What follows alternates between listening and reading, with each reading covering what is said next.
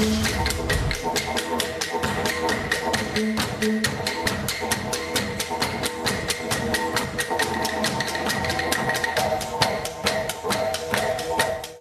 bit of an Aboriginal spirit dance. I wonder if they're mourning Aboriginal spirits, or is it being called imaginary friends? If you're a little bit perplexed as to what I'm talking about, allow me to explain. The Public Service Alliance of Canada, PSAC, well, they want their members to be able to take paid grieving days for the loss of an Aboriginal spirit friend. Wasn't really defined in the ask, but some say this is commonly considered to be religious spirits or ghosts, and it can take human or animal form. John Mortimer is from the Canadian Labour Watch Association, joins me now to discuss this. John, this is just one of many, I would say, overreaching asks on the part of the union in their negotiations with the federal government. Your thoughts on this one?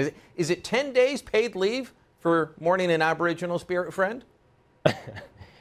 You know, you just can't make this stuff up in terms of how out of touch with these people are and the material that they want to give their critics and give the government to work with the public. Go ahead. Well, it's being called an imaginary friend, that you get time off to mourn an imaginary friend. And some Aboriginals question, say, we don't know what these guys are talking about. Others say, well, it's not an imaginary friend. Maybe it's someone important in your life, but who was a spiritual guide. Look, if my parish priest died, I would not get several days off to go and mourn him. I'd probably take the time off for the funeral, but I'm not going to get a week or two off. You? Well, and in the private sector where I've been for 30 years, you know, I sort of remember max 3 days that people got if it was a fairly immediate relative. It demonstrates part of the problem with big government and big government unions. It's not real. It's not real unionization. It's not real collective bargaining because the taxpayer isn't there, especially when you have a pro-union government in power that wants to do things or is literally controlled and funded by these union leaders. Well, this is, like I say, just one of many demands, and I want to bring up some of the others because they've also made up statutory holidays.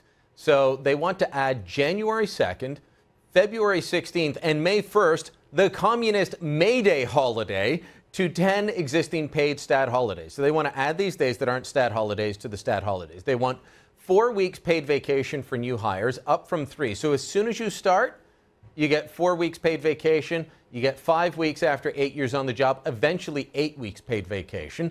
They want the destruction of negative employee performance reviews after 1 year. And they want all of us, the taxpayers, to contribute. They say it's just 1 cent for every hour worked by employees to a social justice fund.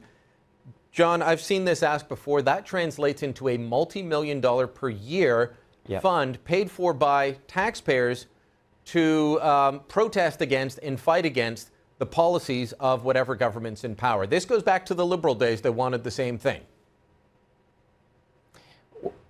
And these funds also exist in the private sector, Brian, and they're just wrong. Employers should not be agreeing to them. Customers shouldn't be paying for this stuff, and certainly taxpayers shouldn't be paying for these social justice funds. You know, these people want more imaginary friends. They're practically in imaginary jobs with how many days they get off between weekends, vacation, statutory holidays, and all these other days off that they want. And it's actually bad for the work environment that you create this kind of expectation amongst people, and then you send them home where some of them have children and they're engendering them with these ridiculous ideas about life and about work. And so thank goodness that some employers, including at least this current federal government, is standing up not just for the taxpayer, Brian, but for the reality of a worker. It isn't good to think and act this way and live this way. It's bad long term for the people and for our entire society. One of the central issues in bargaining is that the government wants to reduce the number of sick days that public servants can collect before they're put on short-term disability. So right now, they don't have the short-term, long-term disability system that's common in the private sector, where it's kind of an insurance program that will look after people that are truly sick and also get them help to get better. Now it's just you take day off after day off, and it's more than double the rates of sick days compared to the private sector. But here's what Robin Benson, the PSAC president, said. This government is telling their employees, we are going to take your sick leave and you can go to work sick, be less productive. make everyone else sick, and if you don't go to work, then by God, you won't be able to feed your children. As you say, with all the sick days and all the vacation, when do they show up to make other people sick, and isn't half the building empty anyway?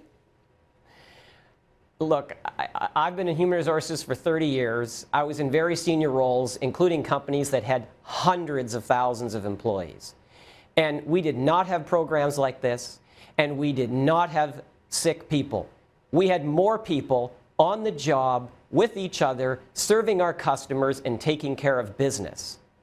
And this whole idea that you're coming in and you're making everybody else sick, it isn't backed up by the reality.